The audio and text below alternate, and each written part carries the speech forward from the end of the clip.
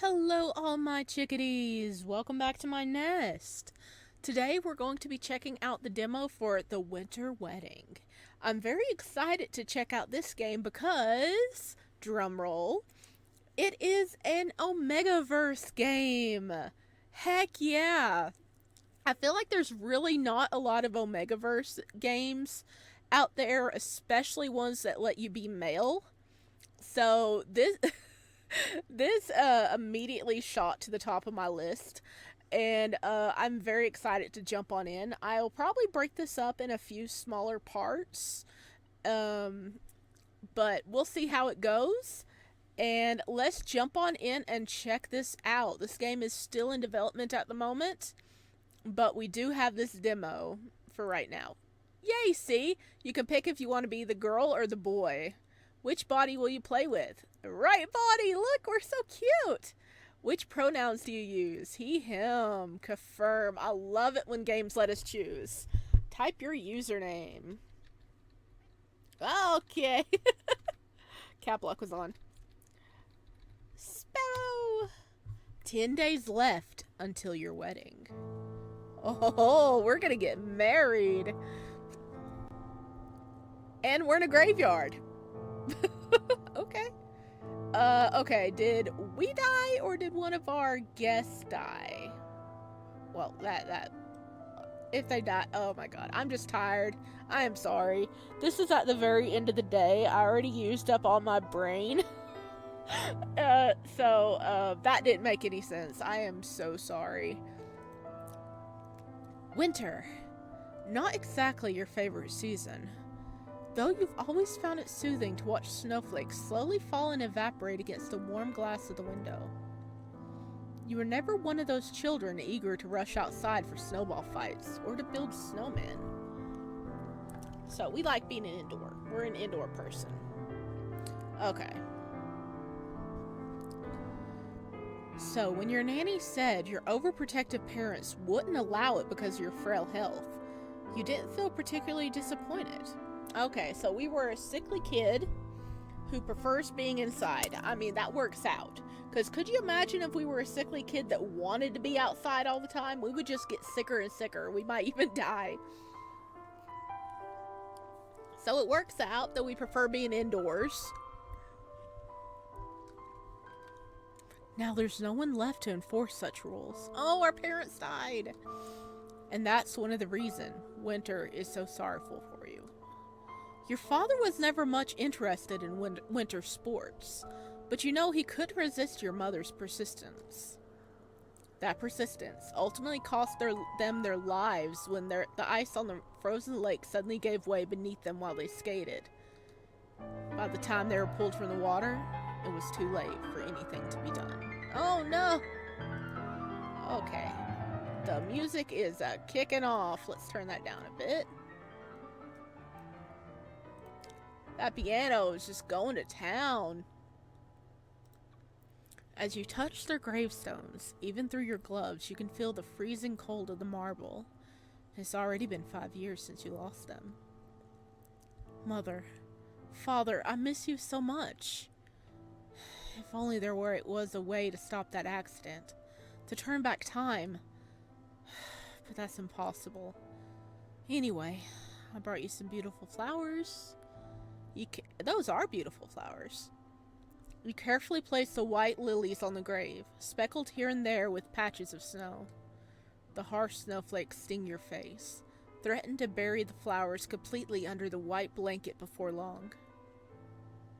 Feeling the need to leave soon, you cast one last glance at the grave. Excuse me? In the blink of an eye, the white lilies are no longer white, but soaked in vivid crimson blood, seeping from the grave itself. What? Your heartbeat quickens, and your breath forms a white mist that clouds your vision. Even so, the red is so intense that it overwhelms you, your head spinning, your knees buckling. Just as you're about to collapse, a strong arm catches you by the shoulder. Are we hallucinating, or is that really happening? Turning your gaze, you find Tristan standing beside you. Is Tristan our fiance? Oh, hello, Tristan. Hello. I am weak for a guy with long hair, okay? Oh my god. Your butler. Oh, he's our butler. He's not our fiance. Oops. I mean, look at those big, strong shoulders. He could easily carry us off. His attentive eyes shift between you and the grave, as though trying to discern the source of your distress. There's no trace of alarm or confusion in his demeanor. Frantically, you glance back at the grave. Yep, we were hallucinating. Oh look, we're hiding behind him! Look, we're hiding behind Tristan. That is adorable. Your lilies are as white as when you left them. No trace of the blood remains. Are you alright, my lord? Is something the matter? I'm fine, Tristan. Just a little dizzy is all. So then, a fleeting hallucination. You can't exactly say it's the first time. You never fully recovered since losing your family. Okay, that's understandable. Trauma can really mess up your psyche. You have been affected by the cold. For a moment, you can't help but feel uneasy at the way his gaze sharpens, as if he's aware of what you're thinking. Now is certainly not the time to meet with another new doctor who promises to cure you with their sedatives. Thankfully, the familiar steadiness in his voice soon puts you at ease. Shall we head back to the carriage, my lord? Please, hold on to me tightly. Yeah, we don't need to fall and bust our tail on top of this, okay? We're getting married in 10 days. We can't have a freaking broken foot at our wedding. I mean, I don't think our groom would appreciate that. With Tristan's help, you make your way out of the eerily silent cemetery and to the carriage waiting for you. We're returning to the manor. The roads may be icy. Drive carefully. The coachman nods quickly and takes his seat. Everyone seems eager to leave this place. Everyone, except you. Your attention is momentarily distracted by the stark white of the gloves covering Tristan's outstretched hand as he helps you step onto the carriage. White lilies were your mother's favorite. You recall how she'd always pick the most beautiful one from every bouquet and tuck it into your hair with a smile. But after that hallucination, perhaps it's best to choose a different flower for your wedding bouquet. You don't want to falter at the altar and embarrass yourself in front of everyone. My lord, if you could hurry. I think I dropped my handkerchief at the grave. Feigning a frustrated expression, you press your hand against your bag. The handkerchief is right there. If we leave a message with the caretaker, it should reach the manor within a few days. Oh, but it was a gift from Oscar. You notice a momentary pause in Tristan's expression. Unaccustomed as he is to hearing you mention your fiancé's name so openly. I'll fetch it immediately, my lord. Please wait in the car. No, let's go together. I'd like to see my parents one last time. Oscar's gift is important to me. Oh my god. Can I save? Can I, please? Yes! Thank you. Okay. We are lying about the gift. Okay. The handkerchief is in our pocket. So this is a straight out lie. I'd like to see my parents one last time. I mean, are we leaving town? If we get married, are we going to be leaving town so we might not even be able to come back here? Tristan's questioning gaze meets yours, but you rather seem sentimental than paranoid. Given the thoughtful and caring attitude your parents have always shown towards you, you're certain no one could find you unjust. You know Tristan, known for his calm demeanor and local approach, isn't exactly pleased with your request, but refusing you isn't an option. As my lord wishes, if you'll excuse me. Without waiting for a reply, he adjusts the loosened collar of your coat with a practical air. Unlike you or the coachman, he seems completely unaffected by the cold. In moments like these, you can't help but wonder if he truly is. Once he's finished, Tristan turns to the coachman. Keep the horses ready. The coachman's silent nod betrays his discontent. But whatever the case, you're certain he'd rather be anywhere than in Tristan's place. We're behind him again. The sudden, violent gust of wind forces you to cling tightly to Tristan, relying on his strength and warmth as much as you can. When you reach your family's grave, noting nothing appears out of the ordinary at the first glance. We must move quickly, my lord. The weather is worsening. You know he's more concerned about you than himself. I mean, we were a frail child. We might still be frail now. So, I mean, he probably has a good reason to be concerned about us. We're probably going to end up sick.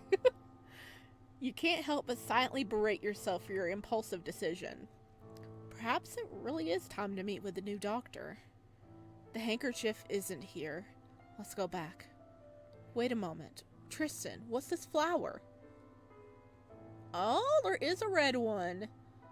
Amongst the bouquet of white lilies you left on the grave so easily scattered by the wind, one vibrant red flower stands out. As he pulls it free, Tristan's eyes narrow slightly. It appears to be a crimson lily, my lord. The hallucination you saw earlier flashes vividly in your mind, sending a shiver down your spine. But what is it doing here? It was likely mixed in by mistake when the bouquet was prepared, my lord. You reach for the crimson lily in his hand and examine it closely. It's identical to the white lilies you selected for your family, except for its color. Oh no. I remember the bouquet perfectly. This isn't possible. In that case, perhaps it was blown here by the wind from another grave. Look, all the flowers on that grave over there are red. Curiosity and determination compelled you to rise on your tiptoes. Trying to see the grave Tristan is pointing out. We have to get up on our tiptoes. We a small boy. Indeed, on a snowy hill, there are red specks. But you're not as convinced as Tristan that they're the same flower. Or even flowers at all. Oh no, somebody die out here?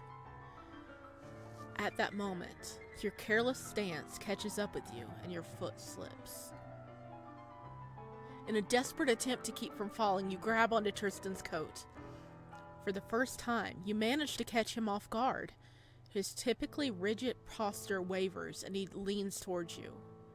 You find his face suddenly startlingly close to yours. Oh no, are they gonna kiss? On accident? Though his lips remain perfectly composed, his golden eyes flicker with an unusual, unreadable glimmer. If it is important to you, my lord, I can inspect every grave here one by one. Your entire body heats with mortification, enough to make you momentarily forget the cold. With his help, you manage to regain your balance once more. Man, Tristan is cool as a cucumber. That didn't really fluster him at all. Okay, we gotta save. Boop. Okay. Wait, settings? Oh, okay, we can turn the music down a bit there. Okay, there we go. Return. Let's check the grave. Not every grave. You know this is sheer foolishness, yet you press on. I want you to check that grave. Tristan's hesitant gaze shifts between you and the hill. My lord, if you'll allow it, I'll check that grave myself. AKA, stay here, please. We're accident prone. We need to just stay in place. Oh, goodness. You know, maybe... Should I move over here? No, I kind of blocked the text. Okay. Okay, we'll stay over here.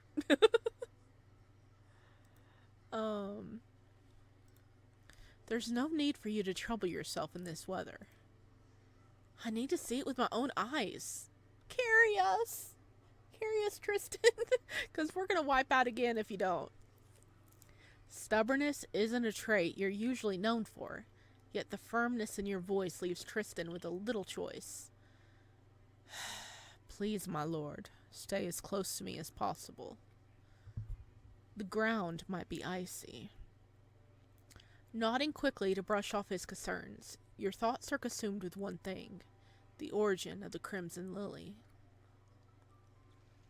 Perhaps that's why, even though you haven't gone far, you fail to notice the freshly snow-covered pit right in front of you.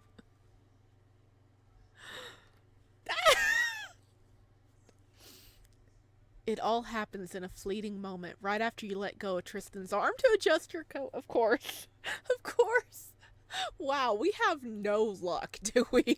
We have no luck whatsoever. The moment we let go, we fall into a pit that is covered up. Oh god, we are a poor, poor, pitiful, unlucky Omega. As soon as you step forward, the dry grass barely covering the pit crackles under your weight and gives way with the blink of an eye. You find yourself in the cold pit. Who set the trap? That is clearly a trap. This place, too narrow for a grave, makes it impossible for you to get out on your own. Fortunately, it doesn't take long for Tristan to rush to your aid and pull you out. However, as you hurry back home in the carriage, the numbing effect of the cold begins to wear off, and the pain in your leg intensifies to a level you can no longer ignore. Oh, I was just curious. We shouldn't have gone to investigate because now we're hurt. I was curious. Curiosity killed the Omega, apparently.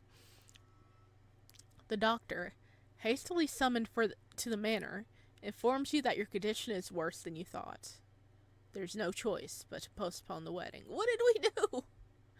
Unlike your fiancé and his family who rushed to the mansion upon hearing this bad news, you can't say this little accident has made you particularly unhappy.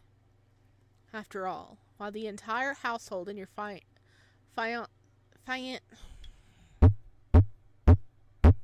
Okay. That was me banging my head, okay?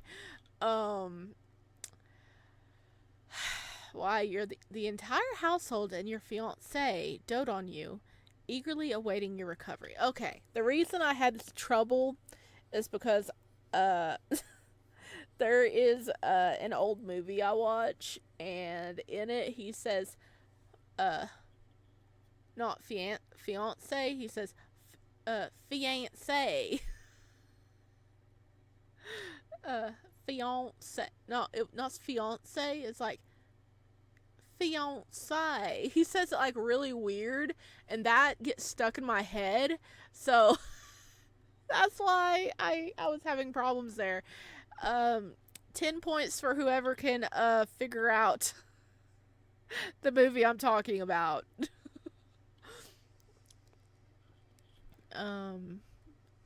After all, while the entire household and your fiancé dote on you, eagerly awaiting your recovery, you now have the perfect excuse to spend the snowy winter days confined to your bed. If only it weren't for the pain. Ending unlocked! Your wedding postponed! I did not expect to hit an ending that quickly! Oh, I couldn't read the top parts. Oh, endings. Does it say here, your wedding is postponed? Okay. Oh, there's 3 right now. You reunite it with your fam. Oh, no. Does that mean we die? Oh, no. Oh, cool. So we only got 1 to unlock. Okay, hang on. We got this.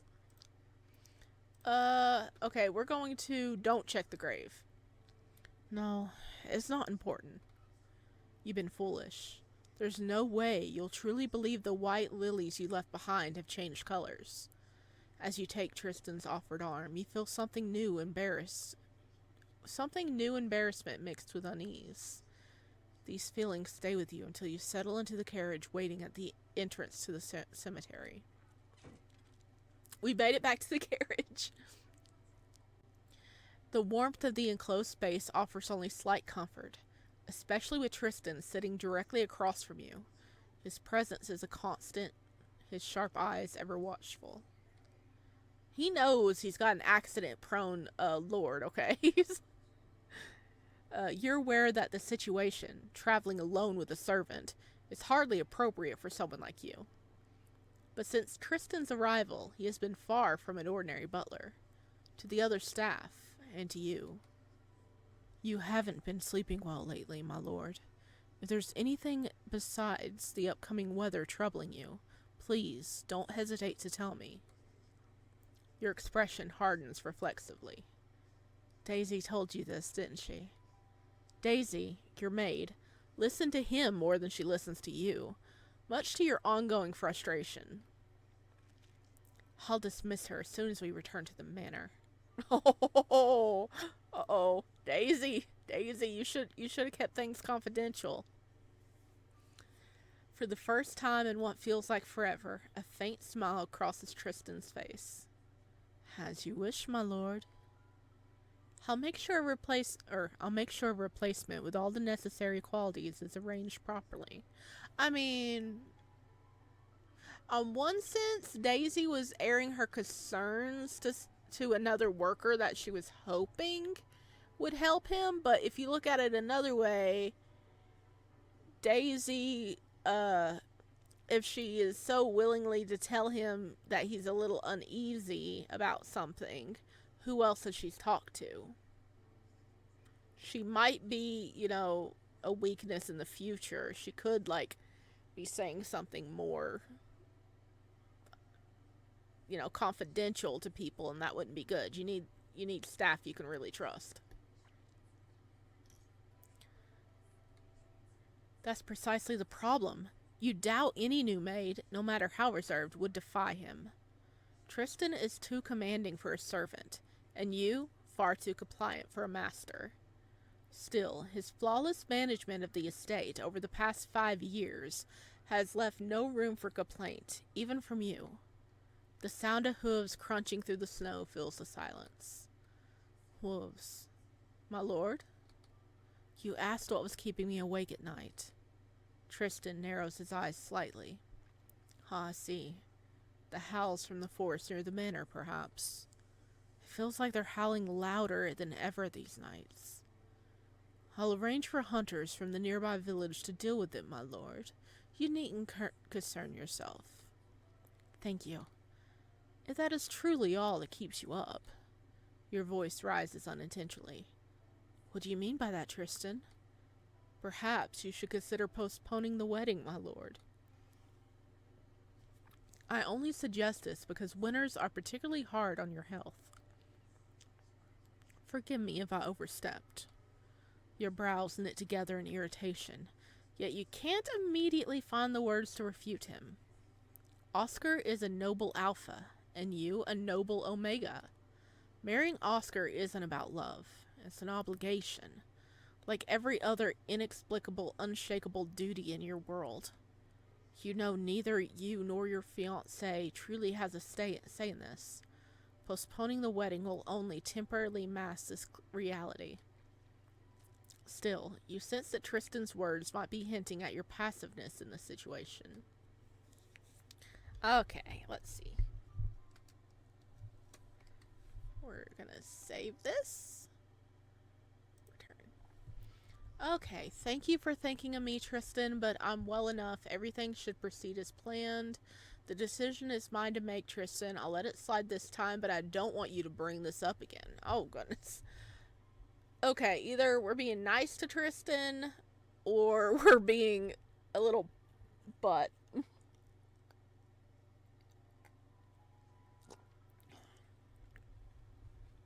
Tristan seemed to like us being a little hard-handed earlier, when we're like, we're going to fire her as soon as we get home.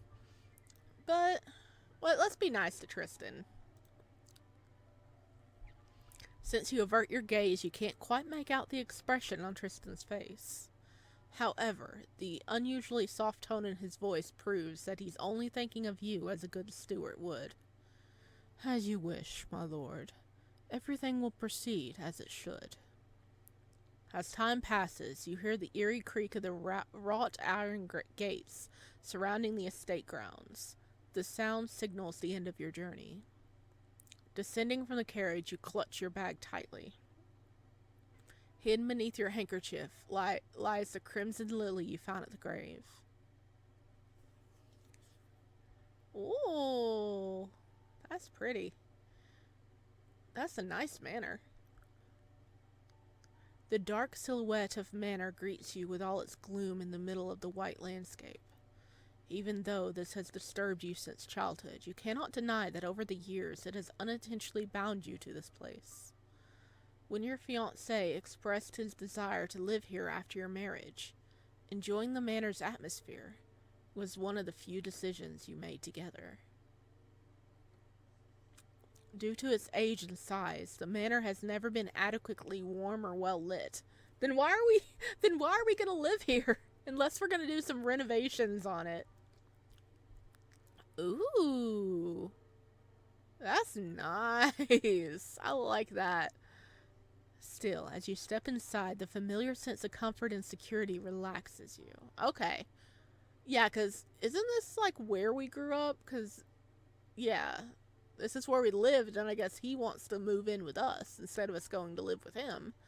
So I guess in a way, even though it's going to be kind of chilly, it's something that comforts us because we've always lived here, you know,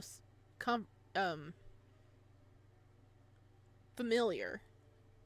But that's nice. This art is so gorgeous. Let me just say that. Wow. You can like feel how dreary it is in here. You can just like the lighting, you could just tell that it's going to be chilly in here. Your maid, Daisy, hurries over with a quick step to help you out of your thick outerwear. Now, Daisy, we got to have a word with you, girl. She looks at you with a warm expression, as if seeking forgiveness for some unspoken guilt. Shall I prepare your bath? You decide to set aside the topic of a new maid for now. Is that why he was grinning? Was he like really like, you're not gonna fire her? Yes, please. As you climb the stairs, you overhear Tristan giving her instructions. Make sure the bath is properly heated. Also, bring chamomile tea with honey and lemon. Without a single protest, Daisy bows to him in a manner she's clearly accustomed to, and a flicker of rebellion ignites within you. However, it extinguishes as soon as you step into the corridor at the top of the stairs and head to your room. You are too tired to challenge the established order in the manor. Ooh, look at our room. Ooh, we got a nice fireplace, and ooh, we got like the curtains over the bed. Nice.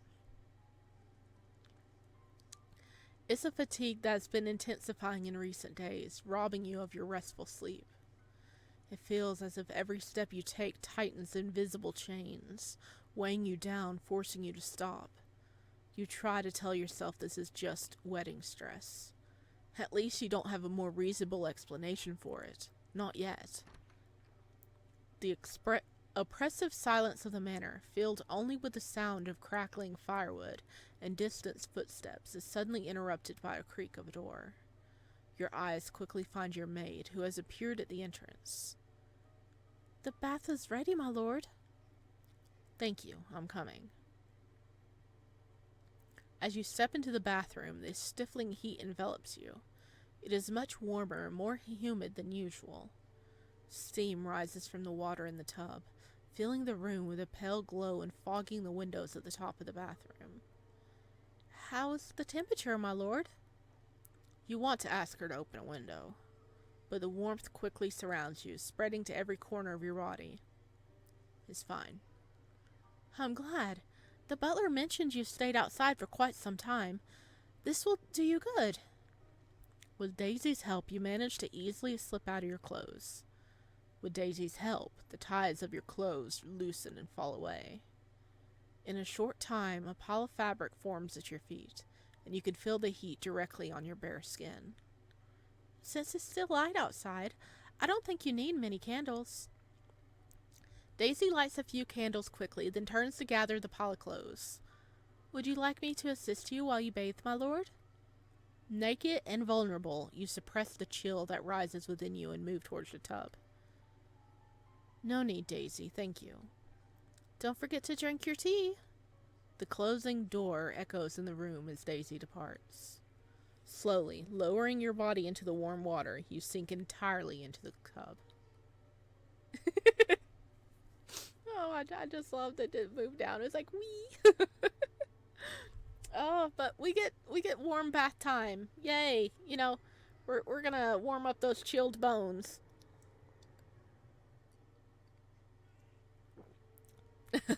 I'm having tea too.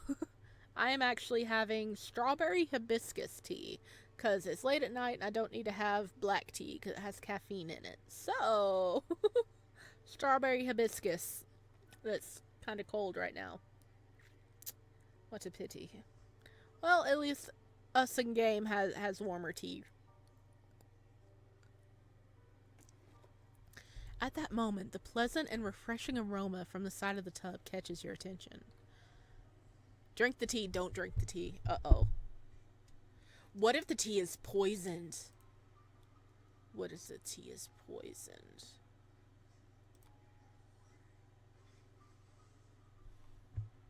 I'm suspicious. I'm suspicious. What if the tea is poisoned? Don't drink the tea. Now we just sound like a little brat. Since you weren't the one who requested this tea to be prepared in the first place, you ignore the steaming cup. You can't allow Tristan to control you like the others. The warmth of the water in the tub soon relaxes all your muscles, wrapping your body in a sweet lethargy. Sleep envelops you, inevitably and pleasantly closing your eyes. Why did you fall asleep in the tub? Oh my god, are we gonna drown? Are we gonna drown? Why did you fall asleep in the tub? When you open your eyes again, you have no recollection of how long you drifted off. Hey, we didn't die! Judging by the lukewarm water in the tub, it couldn't have been too long. You sit up, reach for a nearby towel to dry off, and slip into your robe before leaving the bathroom. As you walk through the corridor to your room, you notice something peculiar in the silence that surrounds you. A sound, somewhere between a growl and a rumble. It reminds you both of an animal breathing and a machine operating. Curiosity sparks as you head to the end of the hallway, where the growling noise becomes noticeably louder. Is there an alpha and heat in there? In rut? Oh, wait. Omega's going heat, alpha's going to rut. You try to guess where in this manor that this sound could be coming from. Descending the stairs, you notice that no one seems to be around. Where is everyone? Daisy? The mansion is enveloped in a terrifying sense of abandonment, save for you and the sound of your footsteps echoing through the halls. Well, they dead. They're all dead. How long did you sleep? I mean, maybe we're in a nightmare right now and we're still asleep in the tub, or we died in the tub and now we're in purgatory. Don't fall asleep in the tub, guys. The wheezing noises seem to concentrate near the staircase leading down to the basement. You never ventured into the underground cellars before. How long have we lived here? You heard from Daisy that it's filled with rats and a multitude of forgotten old items. You also know that Tristan, unlike the previous butler, has an interest in new machines to make work easier, though many of them ended up broken and left to rust down there. The staff must be down there now, tending to a new machine under Tristan's orders. Just as you're about to head back to your room, a sudden curiosity takes hold of you. You slowly descend the mansion's ancient stairs. Oh no, what are we gonna find? The dim light makes it hard to see, but you eventually reach a damp and cold space at the bottom. The wheezing grows louder, transforming into a hum that reverberates through the walls. You're no longer sure if the source of the noise is a machine. Is anyone there? Tristan? The shadows around you seem to multiply, but there's no response. Your heartbeat quickens, your breathing turns ragged, and you decide to abandon this unpleasant curiosity. But it's too late. Uh-oh. Out of the shadow, one of the shadows moves, lunging towards you, but your instincts kick in and you manage to dodge it. That is, until your foot catches on something on the ground. Okay. Our clumsiness is back. This Omega has been cursed with clumsiness. You fall, and a sharp blow to your head happened in an instant. Oh, well, we did. Before your vision fades, one thing becomes clear. The shadows. They're not human. You reunited with your family? Oh. Well, that means we died, because our family is dead. Because, we visited our gravesite of all of our family. We fell and hit our head, and we died. Or we got knocked unconscious and they killed us. Oh my god. Okay, that was... What? This is an Omegaverse game, but what non-human items are here? Did Tristan summon demons? Or is he Frankensteining stuff down there? Okay, let's try to get the last ending. Okay, let's go back here. And what if we say, Oscar's gift is important to me? Uh-oh. He don't like that. For a fleeting moment, his eyes seem to darken, but it's gone almost as soon as it appears. Based on the impression you gathered during Oscar's rare visits to the mansion, you are aware of the obvious tension between your butler and your fiancé. That's why this sudden change doesn't surprise you. You know Tristan, known for his calm demeanor and logical approach, isn't exactly pleased with your request. But refusing you isn't an option. As your lord wishes, if you'll excuse me.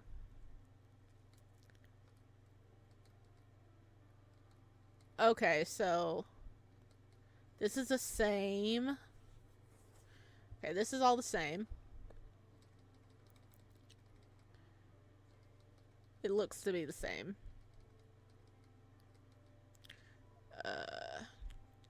Don't check the grave. We need to fall in the hole. We're just being mean to Oscar this time. The decision is mine to make, Tristan. I'll let it slide this time, but I don't want you bringing it up again. However, the unusually hesitant tone in his voice proves he's taken your warning to heart. I'm grateful, my lord. I assure you it won't happen again. Uh-oh. So, if this was a full game, we would not be on his route right now. As time passes, you hear an eerie crick. Okay. Alright.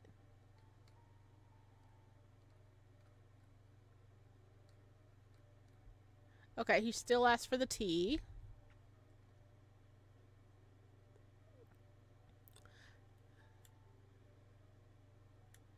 However, you realize that scolding and punishing the maid would only be a superficial solution. The real battle you need to fight is against Tristan. You must weaken his authority in the mansion and start by changing this order. Still, you're too tired. Okay,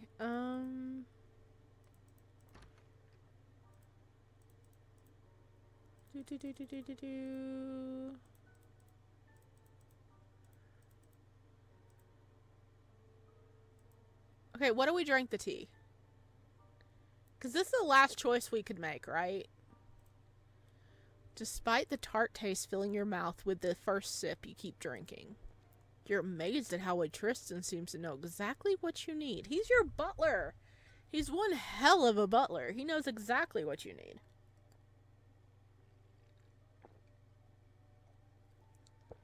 Whew. The last dredges of that was a bit bitter. I'm right there with you, bud. Soon, an odd sense of joy fills your mind. It feels as if all the invisible chains that weigh you down have snapped, one by one. The approaching wedding, the exhaustion of recent days, the wolves howling through the night, the crimson lilies in the cemetery, the snow-white winter. All of it fades into distant memories in your mind. Your entire body is enveloped in a sweet lethargy. You taste peace. Stop falling asleep in the tub, please! When you open your eyes again, you find yourself still in the bathroom, but you can sense something strange even before you see it. At first glance, the only noticeable difference is the absence of daylight filtering through the windows above, replaced by shadows cast by the extinguished candles Daisy had lit. You likely dozed off in the tub. The air is so stifling that it's hard to gauge how much time had passed, but you feel the sharp clarity and freshness that comes after an untimely, prolonged rest. Uh-oh. Something moved over there. Uh-oh, look. Is that a cat? Is that a cat? I think it's a cat. Just as you're about to sit up and leave the tub, your gaze falls on the dark silhouette by the edge of the tub. Kitty?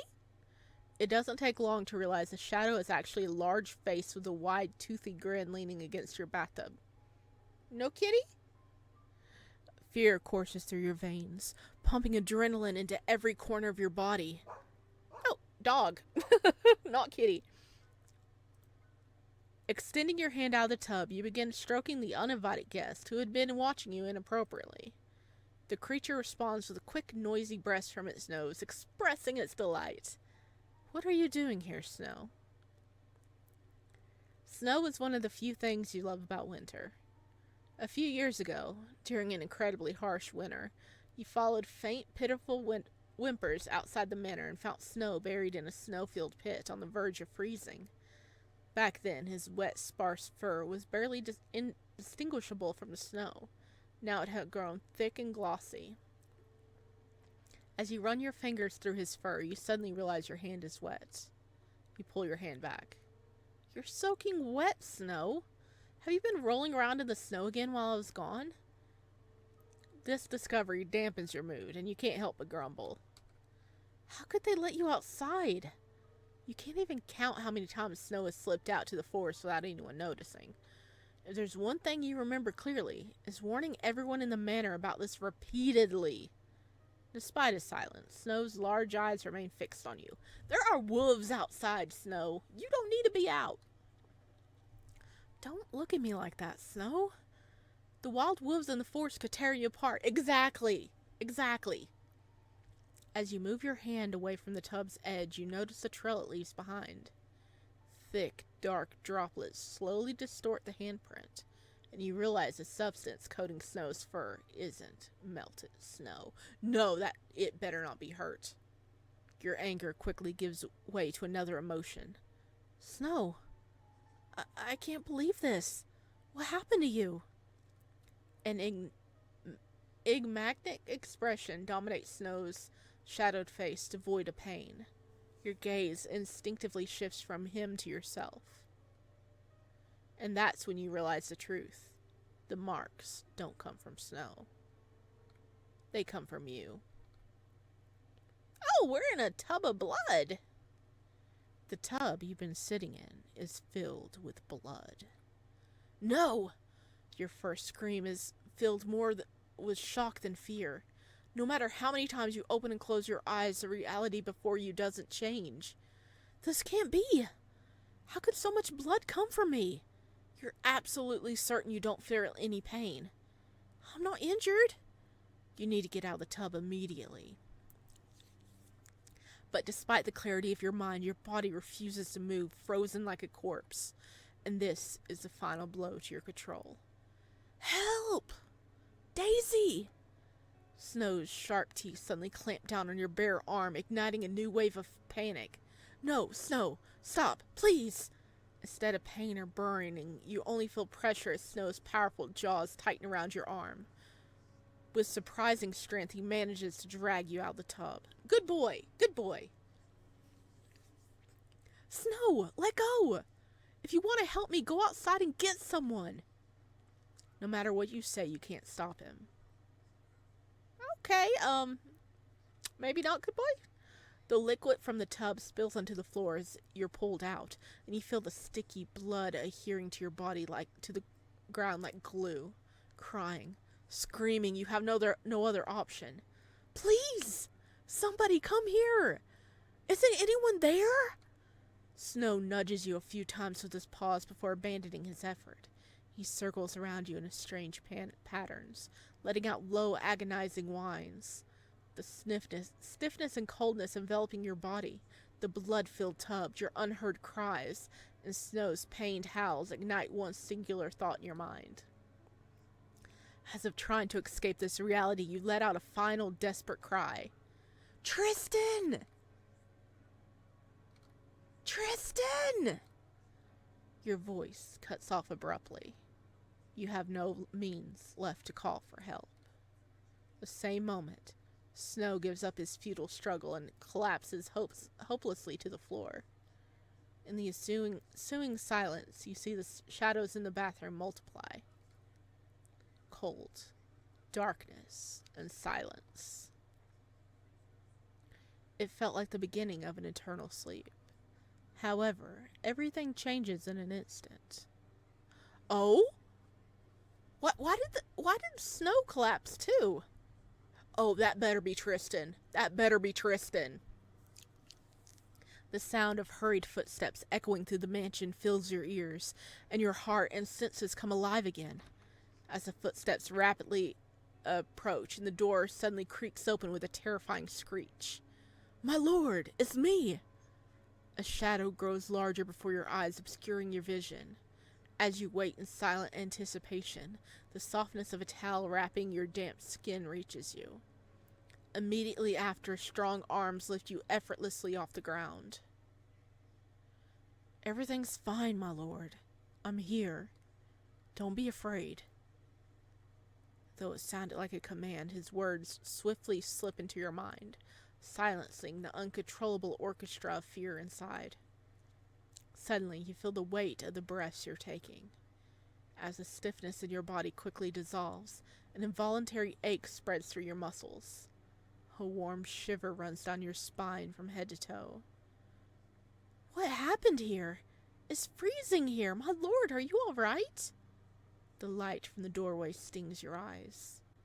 Even so, you can make out Daisy, standing at the door with a lamp in hand, scanning the room in astonishment. The bathtub. The weak sound escapes your parted lips. Hearing you, Tristan turns his gaze to Daisy. Check the bathtub. You see Daisy, hesitantly pointing her lamp at the tub without fully understanding what's going on. Oh, all the water is spilled out of the tub, and it's gone cold. Water? Did we hallucinate again? What is wrong with us? The realization reignites everything you thought had calmed inside. This time, you're sure it wasn't a hallucination. No! Impossible! Tristan, put me down! Tristan's amber eyes narrow in suspicion. My lord. I said put me down. I'll check the tub myself. Let me go! Your impatient outburst draws startled whispers, making you aware of the spectators at the doorway. If everyone in the manor can hear you, why did it take them so long to arrive? Exactly. Deciding to deal with that question for later, you focus on the moment. Yeah, we were like freaking out. But why didn't they come to our aid? Because they surely heard us as soon as we start freaking out. Tristan finally complies, slowly setting you down from his arms. You take timid steps towards the bathtub, determined. Handing you the lamp, Daisy murmurs hesitantly. What's the matter, my lord? Did you see a mouse? Ignoring her, you firmly direct the lamp's light at the bathtub. But even before you do, the faint glimmer reflecting from the floor proves that only water has spilled from the tub. Looking inside confirms the same. The blood that had filled the tubs just a moment ago? Not even a trace remains. Okay, we are great. What, there might actually be something messing with us if there is like a supernatural thing going on. We could be freaking haunted, or we are having some psychological problems. Something is going on.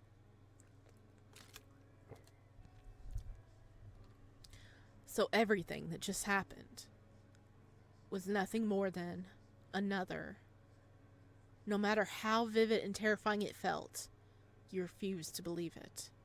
Tristan's calm but stern voice breaks the silence.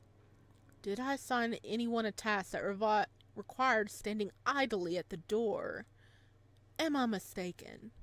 The shadows at the doorway quickly scatter as his tone softens slightly, directed at you. You must have had a nightmare, my lord. I think you're right. Please don't be upset. It must have been caused by the sudden change in temperature. Despite the dim light, you can discern the hardening lines on Tristan's face. Luckily, they're not aimed at you. How could you leave my lord alone in the bath for so long? You weren't even aware the fire had gone out. Under Tristan's icy gaze, the poor servant face turns crimson. I just... Never leave my lord alone under any circumstances. Get her, Tristan. Yeah, you need to be fired. Or you'll need to find yourself a new place to work. What are you still waiting for? Take him to his room immediately. Help him dry off and get dressed, and make sure he hasn't been hurt. Not wanting to stay a moment later in this unsettling place, you hurry to leave. Just as you're about to step out of the room, one of the shadows in the corner moves and lunges at you. The dog. You stare at your dog in disbelief, wondering how it still managed to stay still and silent in the bathroom until now. Daisy, afraid of upsetting Tristan further, tries to pull Snow away from you. Now's not the time, Snow. Well, Snow at least tried to help us. Get away immediately. It never listens. Bad dog. Wait, Daisy. Grabbing a nearby towel, you crouch down to Snow under Daisy's astonished gaze and start drying its fur. Yay! We're a good owner. We're taking care of the baby. Does Snow go outside while it's away? Oh my god. Catching. That's what happens when you combine question with catches. The question catches Daisy off guard. No, my lord. Uh-huh. As Tristan... I doubt that. I doubt that. The dog went outside and she's trying not to get in trouble. As Tristan approaches, you see her lower her head anxiously, unable to say any more. You're certain she's hiding something. Still, you don't want to interrogate her in front of Tristan and prolong the tension of the evening. But just then, you notice a dark stain on the towel in your hands. With a momentary hesitation, you lift your gaze to Tristan. His expression, oddly enough, reassures you. At least this time, you're sure it wasn't your imagination. Not now. Uh-oh. Snow starts panting excitedly again, looking at you intently as if trying to tell you something. What is it, boy? Yet, despite the insistence in his large bright eyes, he can't convey his message. Tristan's shadow leans over him, shrouding him in darkness. Don't worry, my lord. It seems Snow isn't injured. The blood must have come from somewhere else. His brow furrows as his gaze turns to Daisy. I told you countless times not to give him bloody raw meat, haven't I? You know it's one of Tristan's rules to tame Snow, who already looks wilder than in an ordinary dog. Though you believe there isn't an ounce of savagery in Snow, you've never opposed Tristan on this matter, especially since he's always claimed Snow is unsuitable for life in the manor. It must have been the kitchen staff who gave it to him. I don't know anything. Truly, my lord. Daisy's pleading gaze is hard to ignore. Oh, man. Well, at least our dog isn't injured, okay? Can this be discussed later? I'm cold. I mean, we are standing here in the complete nude. Okay, well, they did put a towel around us. As the butler, it's your duty to know everything that happened in this manor, Tristan. Well, he's also one guy. Okay, hang on. He's also just one guy, so it would make sense if he doesn't know everything that's going on, but as the butler, he's supposed to know everything that's going on. I'm just gonna say, I'm cold. Please. Tristan hesitates briefly before stepping back in a rush. Of course. Forgive me for keeping you waiting, my lord. You can rest assured that such confusion will never happen in the manor again. As you retreat to your room, Daisy carefully dries and dresses you, but your thoughts remain a tangled mess. You can barely follow her words as she continues, her gaze filled with gratitude never leaving you. Believe me, my lord, I came as soon as I heard your voice. I just wanted to tidy up your belongings while you were bathing. I noticed one of your perfumes was almost empty, so I went downstairs to send a servant to order a new one. You know, the wedding is approaching and everything must be perfect. Daisy gently rubs ointment over the few bruises on your back and legs caused by your fall on the bathroom's hard floor. As for a strong bite Snow left on your arm, there isn't a single mark. Good boy. Hello, Tiger. Hey, kitty kitty. You could have guessed Snow wouldn't do such a thing. Now peacefully curled up and sleeping near the roaring fireplace. Catching your gaze on the dog, Daisy immediately speaks up. I had nothing to do with that bloody meal, my lord. Bloody meal? I mean, the blood on Snow. Maybe he slipped outside and caught a rabbit or something. I'd never go against Tristan's, or rather, your order. You know, at least in this manner, she isn't lying, or more precisely, can't lie. Thank you, Daisy. Since Daisy is taking these marks more seriously than usual due to the approaching wedding, you wait for her to finish her work so you can be alone. Afterwards, you try to process everything that happened during the day. After all, you need to make a decision eventually. First, the blood-stained lilies in the cemetery, then the blood-filled bathtub. They're quite different from the hallucinations you experienced before. How many hallucinations have you had? That's why finding a solution doesn't seem as easy as you hoped. And if he's prone to hallucinations, shouldn't Tristan be more clued in about what's going on? If the crimson lily in the cemetery was really dragged from another grave, and Snow just stole raw meat from the kitchen, what am I even thinking? Of course that must be what happened. You try to push these nonsensical thoughts to the side and focus on the upcoming wedding and the details demanding your attention, but before long, sleep overtakes you. In the middle of the night, you slip out from beneath your heavy blanket, unsure of what awoke you. You approach the window beside your bed and peer outside. The dark forest, starting where the high garden walls end, is cloaked in an eerie stillness and silence tonight. None of the wolf howls that filled the recent nights reach your ears now.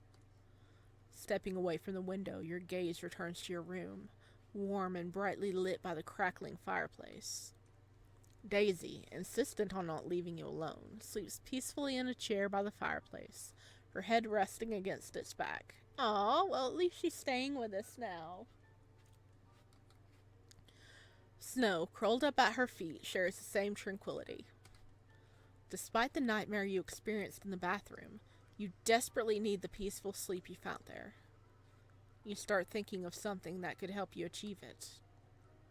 You consider what might help you and think of the chamomile tea as your best option. At least for now, a hot bath is out of the question. Not wanting to disturb Daisy's sleep, you decide to head to the kitchen. Someone is bound to be awake, preparing for the day ahead, as work in the kitchen starts earlier than in the rest of the manor. Wrapping yourself in your robe, you slip quietly into the hallway. The oppressive atmosphere of the manor, combined with the chill and silence of the night, feels overwhelming. You quicken your pace as you descend the stairs and head towards the kitchen. Please be careful going down the stairs, please. You don't need to fall and break your neck. But despite the lit lamps and the boiling pot on the stove, the kitchen is empty. If there's a boiling pot, somebody must have been here. Your steps, almost instinctively, lead you to the other side of the kitchen, to the open door leading to the corridor where the storage rooms are located. In the dark hallway, you easily spot the only door ajar, light spilling through its gap. However, the sounds coming from inside, moans, perhaps? Okay, who's getting freaky in the storage closet? Warn you against approaching. The only things you are certain of is that Tristan is in there. We can't approach. No. No. We can't approach. No.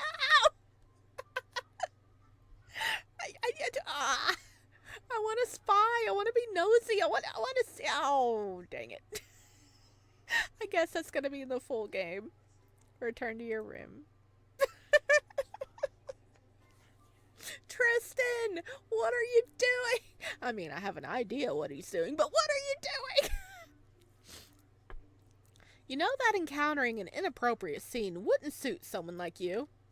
We're about to be married. I think we're going to have some inappropriate scenes. Whatever is happening in there, you are confident that Tristan would never let it interfere with his duties? Is that really what you're taking away? Okay. With few other options, you decide to return to your room. Crawling back to your bed, you wait helplessly for sleep to take you. Snow, barking a few times in his sleep, makes your effort more challenging, yet Daisy remains undisturbed. Eventually, as the room starts to brighten with the first light of dawn, your eyes finally close, only to open again a few hours later. Wait a minute. What if we were being nice to Tristan, and then we could see it, because we were being mean to him this go-round? I gotta try that. You survived the day! 9 days left! Oh. A new day. No matter how long you sleep, you wake up at the same time every morning without exception and have your breakfast. Wait, what's walking across the top of the screen?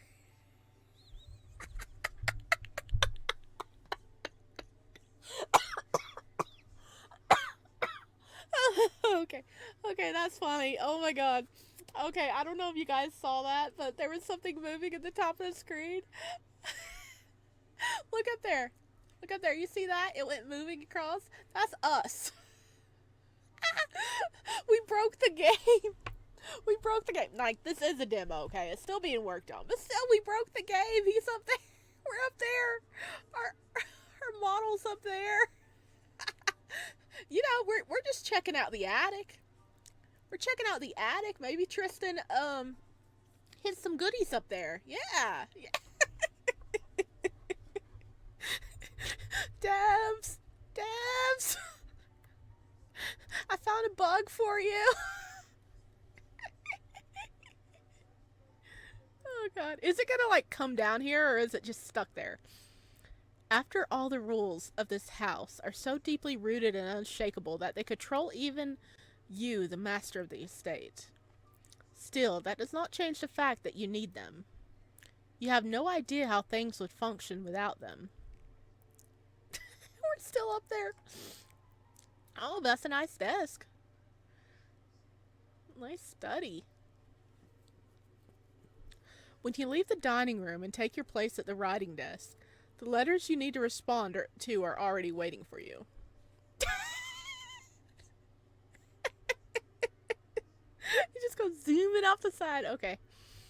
In the winter months, the estate and its lands are wrapped in an even deeper silence under the weight of snow. No amount of the heavy door knocker announcing a visitor. No distant rumble of carriage wheels passing by. The only concern you have to the outside world is these letters. During this season, you are usually I can't talk. Okay, that let's try this again. That stuff's so funny. During the season, they are usually so few that reading them every couple of days and delivering the necessary replies to Tristan before noon is a simple and routine responsibility. With the ornate opener passed down from your father, you slice through the envelopes and glance through their contents with the ease of habit without much thought. Catalogs from the Bokeys in town. You are certain your wardrobe has undergone enough changes due to the wedding. Hunting invitations from neighboring estates. You never found fox hunting in the cold to be an enjoyable activity. We are a frail omega. We can't do that. A note from a maternal relative offering their regrets for being unable to attend the wedding and send well wishes. This serves as a final confirmation that none of your maternal relatives, those not too distant to have received invitations, will be present at the ceremony. Given the distance, the reluctance to undertake such a journey in winter is understandable. Not that it makes much of a difference to you. You merely fulfilled your duty as expected. A brief update from your lawyer awaiting your instructions regarding a few minor issues related to the properties. That you can easily leave to Tristan. And a dinner invitation dated today from the Red Heart Manor. The Red Heart Manor belongs to your closest neighbors, your fiancé and his family. Oh, so our fiancé is our neighbor.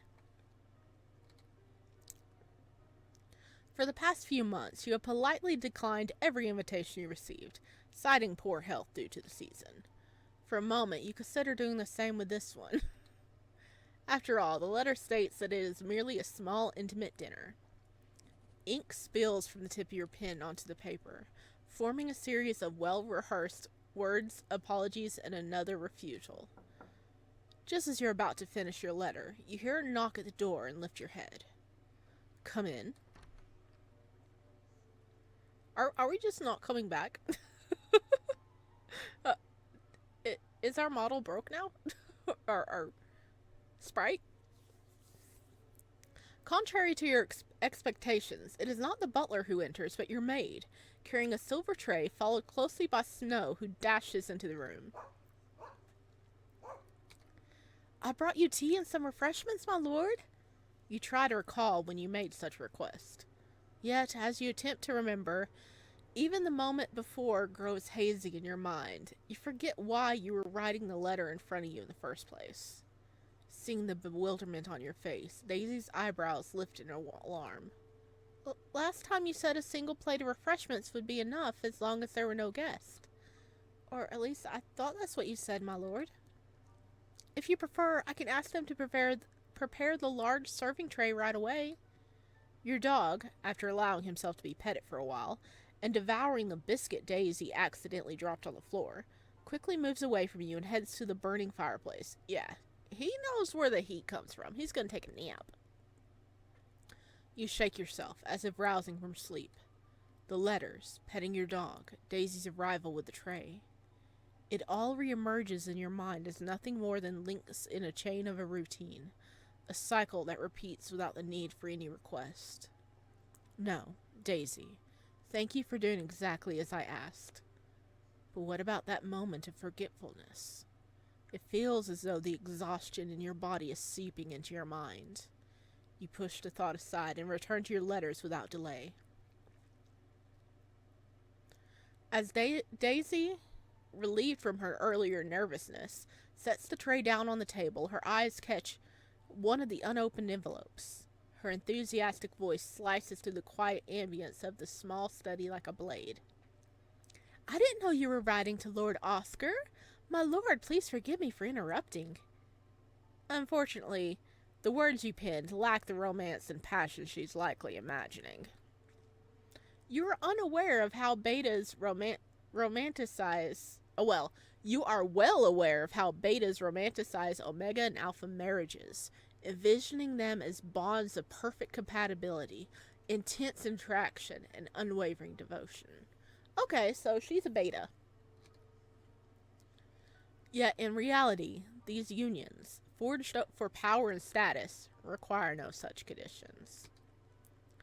Still, in the moment, you realize something important about Oscar's letter, something that nearly escaped your notice. The problem lies in the handwriting. The dinner invitation was not written or signed by your fiancé, but someone else, merely posing as him. Oh no! Is he dead? Is this a trap? Oscar's action is either a gross act of negligence or a blatant display of disrespect. Oh, so we're like, so we're automatically, I'm thinking the worst, and he's thinking, oh well, he didn't even bother to write it himself. He just gave it to somebody to write it for him. Or perhaps both. Taking the letter you wrote to your fiancé in hand, you rise from your chair and approach the fireplace. Oh, there we go. There we are. Just before you let the paper slip into the rising flames, you return to Daisy. Could you summon Tristan for me? Of course, my lord. Is he going to be on the top too? As you watch the letter ignite with a sharp hiss and crumble into ash, your thoughts begin to crowd your mind, filling the silence Daisy leaves behind as she departs. There we go. Bye. As you are well aware that communication between you and Oscar has dwindled as the wedding approaches, but you are unsure which of you is more at fault for that. Before the marriage decision was announced to you, the familiarity of being neighbors with Oscar, along with the social ties of belonging to the same circle, should have naturally fostered a smooth, effortless bond between you. At least, that's what your guardians had told you. Yet now you can feel the bond stretch thin on the verge of snapping at any moment. And if it does, you have no idea what awaits you on the other side. The only certainty is that your guardians and your place in society would not approve, and you must attend this dinner tonight. A firm, commanding knock echoes through the small salon. Driving your... I can't talk. I am sorry. It is late at night. I cannot talk or read, apparently. Drawing your gaze towards the entrance. There you see Tristan. Tristan, we're up here. We had some helium, and since we're a small little omega, we just float it to the ceiling. You need to come save us, please. We got high ceilings, too, so you might need a stepladder. As Tristan bows before you with the usual precision, you notice his gaze lingering on you with more scrutiny than usual. As though he is assessing whether you are still under the influence of yesterday's hallucinations. To be fair, you cannot say for certain yourself. You summoned me, my lord. I'm at your service. I hope you're feeling better today than you did yesterday. You respond in a steady voice, motioning towards the writing desk. I am, Tristan, thank you. The letters are ready for delivery. You may take them from the desk. But before I respond to the lawyer, I want to hear your thoughts. You catch the way Tristan's golden eyes narrow slightly. Realizing that this will be no different from any of your usual conversations, his gaze shifts swiftly from you to the desk as he moves towards it, preparing to carry out your request. Yet, before leaning over the scattered envelopes and letters, he hesitates. You have no doubt that Daisy has already informed him of what transpired. The letter from your fiancé, your response, the fact that you burned it. The lawyer's letter is in the corner. Tristan, bowing his head, sheds his pretended hesitation in approaching your desk filled with personal correspondence, encouraged by the implicit approval. Still, for a fleeting moment, his eyes drift elsewhere, somewhere other than the lawyer's letter, but the moment passes quickly. The issues in the letter seem to be more serious than stated, my lord. If I may offer my humble opinion, it'd be wise to send a trusted person to assess the situation before granting the lawyer the approval he seeks. His ever calm voice makes it easy to trust him without question. After all, in 5 years, you've never encountered a reason not to. You may handle it as you see fit, Tristan, but I believe it must be done swiftly. I will go to town this afternoon to take care of the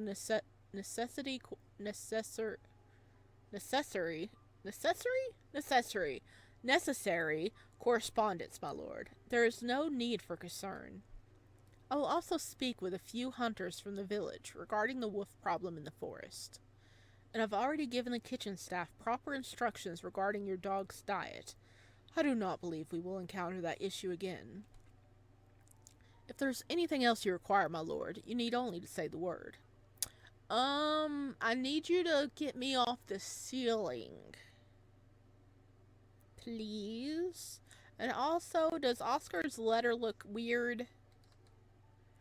In the silence that follows, the soft, rhythmic breathing of snow dozing by the fire fills the room. It is clear that with all these tasks, Tristan will not be able to accompany you to the Red Heart Manor tonight. Though you are not accustomed to traveling alone, the mutual dissatisfaction between your fiancé and your butler makes Tristan's absence the more appropriate choice for this dinner.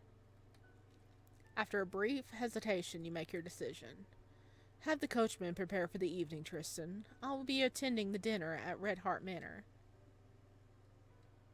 Oh, we don't want him to go with us? I mean, we are being mean to him this go round, but still, what would happen? I gotta go back and test that now. For a fleeting moment, something like surprise flashes through Tristan's golden eyes, an expression that you're not used to seeing from him. Yet his voice remains composed, unwavering. Forgive me, my lord. Did you mean this evening? I did. Please see to your task. I will go alone. We're such a dumb Omega. Oh my god. You know that Tristan cannot press the matter outright, and so he takes another approach. My lord, forgive my impertinence, but with the recent heavy snowfall, I have concerns about whether the road to Red Heart Manor is passable for a carriage. Had there been more time, I'd have sent someone ahead to inspect it. In this weather, there's a high risk of your carriage getting stuck in the snow, or, God forbid, an accident occurring. His words unsettle you. The thought of the carriage wheel sinking into the unseen ditch, of the axles breaking, of the horses panicking and injuring themselves. For someone who does not enjoy travel to begin with, these are not mere inconveniences. They are nightmares. Especially given your recent exhaustion and the hallucinations. But the dinner is important. You must see your fiancé soon, before the impression that you have neglected him takes root. Okay, we can't go to that one. Okay. Let's see. Okay. Are you suggesting I go on horseback instead? I trust you will find a suitable solution, difficult as it may be, Tristan. Oh god. Sebastian would. I'm sure Tristan is one hell of a butler. He had a hell of a good time in the storage closet, you know. Are you suggesting I go on horseback? Tristan knows better than anyone that you do not get along with horses. And that you would never willingly ride one in this weather. He understands the irony in your voice, and for a moment his expression darkens. You do not mean to wound him, only to remind him that he must respect your decisions. I misspoke, my lord. Of course, it is my duty to ensure you travel safely, whenever and wherever you wish. I believe it would be best for a rider to accompany the carriage, ensuring the coachman is informed of the road's condition in advance and keeping watch over you. This would make it easier to send for help, or to turn back should anything go amiss. Additionally, I will ensure that the provisions, blankets, and anything else necessary for your comfort during the journey are prepared. I am certain you will reach Red Heart Manor without issue. His words instill enough confidence for you to commit to the journey, even if his expression suggests otherwise. Lately, you have not only lost trust in others, but in yourself. Perhaps this trip will help you reclaim some of it. Or at least you wish to believe so. I seen this glitch on the screen. Are we gone again? Later in the day, though, Tristan is no longer at the manor. The instructions he left behind ensure that everything proceeds seamlessly. By the time the coachman informs you that all the preparations are complete, you leave your room, ready to depart. Oh, yep, we're still on the ceiling. There we are. Yep, there we are. We like the ceiling. This is a nice ceiling. I mean, we could be dusting up there too, you know? Getting all that cobwebs off. You know there's surely cobwebs up there, right? Look how high these ceilings are. Though dinner is still hours away, everyone, including yourself, agrees that it is best to set out early.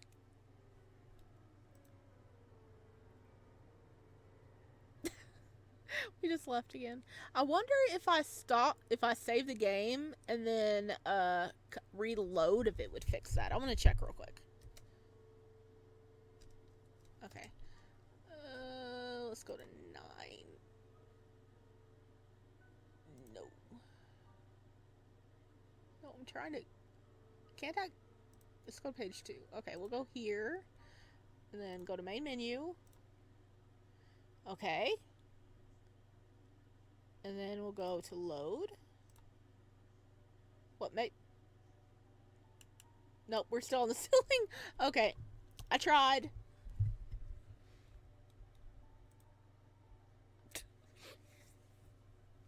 Daisy follows you with eager steps, seeing you off, and though she is the only one pleased about your attendance at this dinner, you find a small sense of relief in that. Well, her and Snow, who excitedly dashes around your feet, expecting an evening walk. If dinner stretches late into the night, please do not rush back, my lord. I am certain Lord Oscar would be kind enough to offer you accommodations for the night. The thought gives you pause. You recall that, until now, neither your fiancé nor you have ever spent the night at each other's mansions. And yet he's planning on moving in here. Considering that you are neighbors, this is quite surprising. No doubt. Daisy, still caught up in her delight, does not notice the irony in your voice. If that's the case, you will need a maid to assist you. Lord Oscar will surely assign the best in the household to attend you, but no matter who he chooses, she will not be me. She is not holding any illusions, is she? She's like, it will not be me. If you wish, I can prepare at once and accompany you, my lord. She's like, Tristan would not choose me, but you can choose me. She wants to go to the dinner.